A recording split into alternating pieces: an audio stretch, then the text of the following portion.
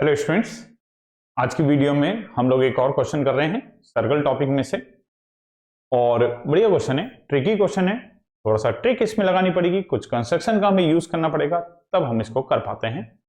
तो angle ABC को हमें प्रूफ करना है कि एंगल एबीसी जो होगा वो हाफ होगा, यहां पर हाफ आएगा, हाफ होगा एंगल डीओई माइनस एंगल बीएओसी का। ये हमें प्रूफ करना है। यहां पे लिखा भी हुआ है स्टेटमेंट में कि angle ABC is equal to half the difference of the angle subtended by the chords AC and DE at the center। तो चलो सबसे पहले फिगर को एक्सप्लेन करते हैं, डायग्राम को एक्सप्लेन करते हैं क्या है, फिर उसके बाद हम इसको पहले फिगर में सॉल्व करेंगे, फिर अलग से भी सॉल्व। हमारे पास let the vertex B of a triangle ABC be the located outside the circle. एक ट्राइंगल ABC है जिसका वर्टेक्स B जो है वो सर्कल के बाहर है। Let the sides AC and CB of a triangle intersect equal chords AD and CE। Equal chords, ये दोनों कॉर्ड हमें इक्वल दे रखे हैं, AC और DE जो दे रखे हैं वो इक्वल दे रखे हैं। ये जो AD है AD कॉर्ड और दूसरी कॉर्ड है CE और CE कॉर्ड, ये दोनों कॉर्ड इक्वल हैं, इनकी लेंथ बराबर है, दोनों की लेंथ बराबर दे रखी है। और विद द सर्कल प्रूफ करना है, हाँ प्रूफ ये करना है कि ABC जो होगा वो हाफ होगा angle DOE minus angle BOC, मतलब इनके डिफरेंस का जो होगा वो हाफ होगा।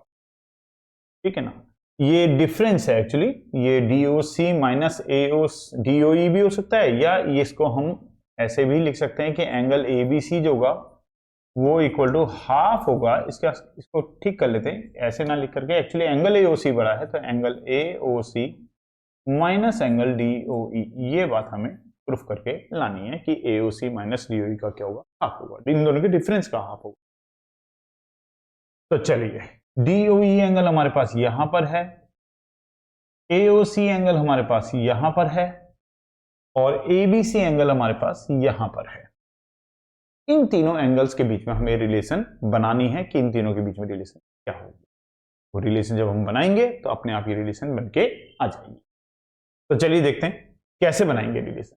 इसमें कुछ पार्ट है जो हमें कंस्ट्रक्ट करना पड़ेगा, कंस्ट्रक्शन इसमें हमें कुछ करनी पड़ेगी, अपनी तरफ से कुछ लाइंस बनानी पड़ेंगी। एक तो D से E को ज्वाइन करना पड़ेगा, ये कंस्ट्रक्शन है कि D से E को ज्वाइन कर दीजिए, और एक कंस्ट्रक्शन कर दीजिए कि D से C को ज्वाइन कर लीजिए। एक कंस्ट्रक्शन ये कर लेते, दो कंस्ट्रक्शन करी, DE अपनी तरफ से ज्वाइन करा और DC को ज्वाइन करा। पहले मैं आपको डायग्राम में ही पूरा समझाता हूं कि क्वेश्चन कैसे प्रूफ करेंगे, फिर उसके बाद आप इसे रिटर्न में भी करेंगे। देखिए, अब अगर हम यहां से देखें तो ये जो DE है इससे सेंटर पे एक एंगल बन रहा है DOE, और रिमेनिंग सर्कल पे देखो DER के छोटा है तो इसका रिमेनिंग सर्कल ये पूरा हो गया।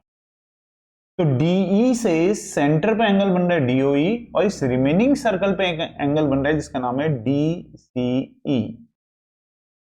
तो इसका मतलब ये जो DCE एंगल होगा ये इस DOE एंगल का क्या होगा, हाफ होगा। ठीक है, ये वाला जो एंगल होगा DCE एंगल जो होगा ये हाफ होगा एंगल DOE का। एक थ्योरम होती है कि किसी आर्क से सेंटर पर अगर कोई एंगल बनता है तो रिमेनिंग सर्कल पर बनने वाले एंगल का वो सेंटर वाला एंगल डबल होता है, सेंटर वाला एंगल तो डबल होता है, और सर्कल पे एंगल जो बना होता है वो हाफ होता है सेंटर वाले से। तो ये वाला एंगल इस वाले एंगल का क्या हो जाएगा, हाफ हो जाएगा। चलिए, एक एंगल हमने निकाल लिया। इसके अलावा इसी में अगर हम बात करें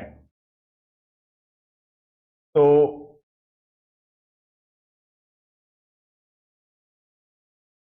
ये वाला जो एंगल है ये इस ट्रायंगल का BDC का एक्सटीरियर एंगल है, और एक्सटीरियर एंगल जो होता है वो इंटीरियर अपोजिट एंगल के सम के इक्वल होता है। ये इसको बाद में लेते हैं, उससे पहले हम एक काम करते हैं। AC से सेंटर पे एंगल बन रहा है AOC, और AC से AC अगर हम आर्क नीचे वाला ले रहे हैं तो सेंटर पे एंगल कौन सा बना, AOC, तो रिमेनिंग सर्कल ये हो गया। तो सेंटर वाला एंगल रिमेनिंग सर्कल वाले एंगल का क्या होता है, डबल होता है।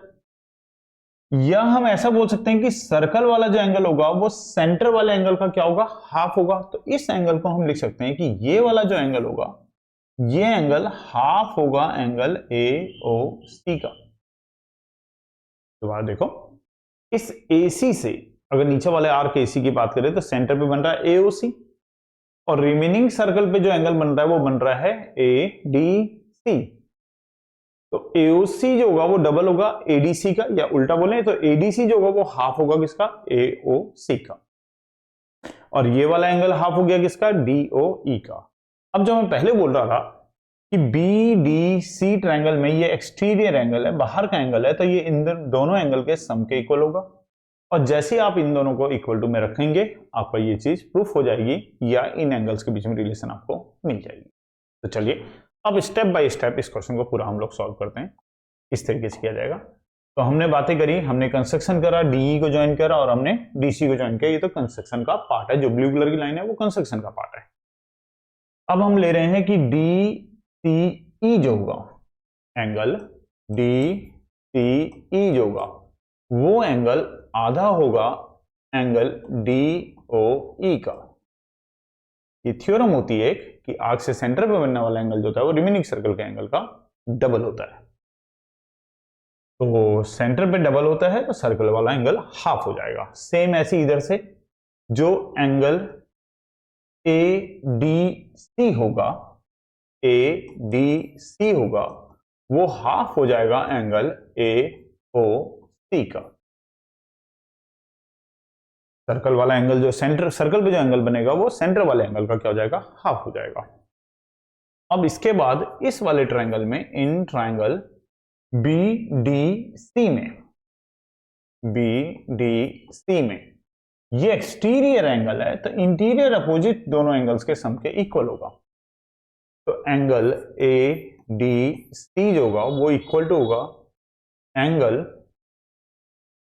एक तो ये वाला एंगल B, इसे केवल एंगल B बोल लेते हैं, चलिए एंगल B प्लस, और एक ये वाला एंगल DCE, इन दोनों के सम के इक्वल होगा।